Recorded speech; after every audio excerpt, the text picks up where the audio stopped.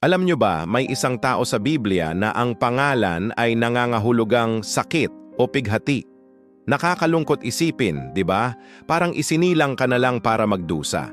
Ito ang kwento ni Jabez, isang taong mas marangal kaysa sa kanyang mga kapatid, pero may pangalang nagpapaalala sa hirap na dinanas ng kanyang ina nang ipanganak siya.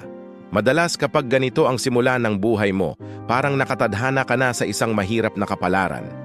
Pero si Jabez, hindi siya pumayag. Sa 1 Kronika Kabanata 4, Talata 10, mababasa natin ang isang maikli ngunit napakamakapangyarihang panalangin. Isang panalangin na babago sa buong buhay niya.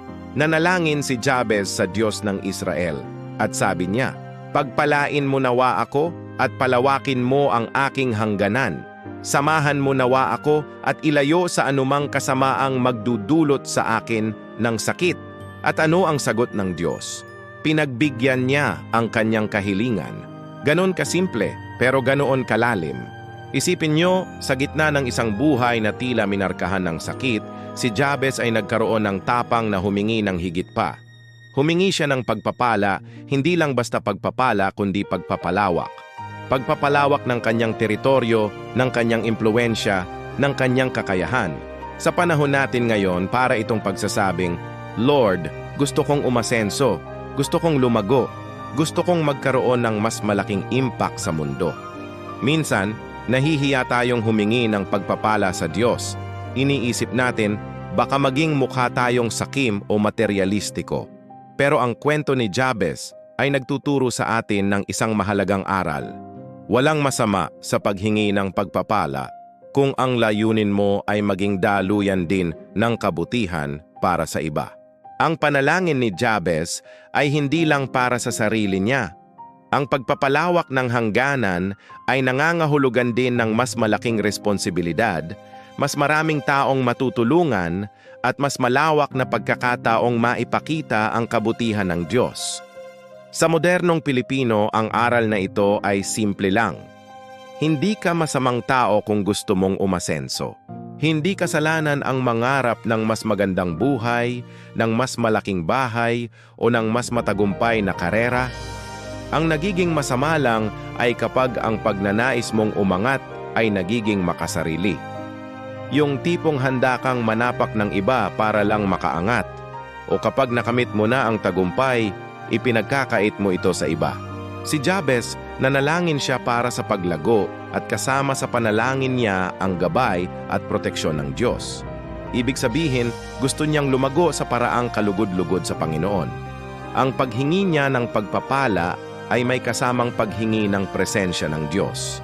"Samahan mo nawa ako," sabi niya. Alam niya na ang tunay na tagumpay at pagpapala ay walang kabuluhan kung wala ang Diyos sa kanyang tabi. Ito yung pinakamahalagang bahagi. Hindi lang tayo dapat humihingi ng ano, dapat din nating hingin kung sino ang makakasama natin sa paglalakbay. At yung huling bahagi ng panalangin niya, ilayo sa anumang kasamaang magdudulot sa akin ng sakit. Dito natin makikita ang kabalintunaan. Ang pangalan niyang nangangahulugang sakit ay siya mismong nanalangin na mailayo sa sakit. Parang sinasabi niya, "Lord, ayoko nang mabuhay sa kahulugan ng pangalan ko. Gusto kong baguhin mo ang kwento ko."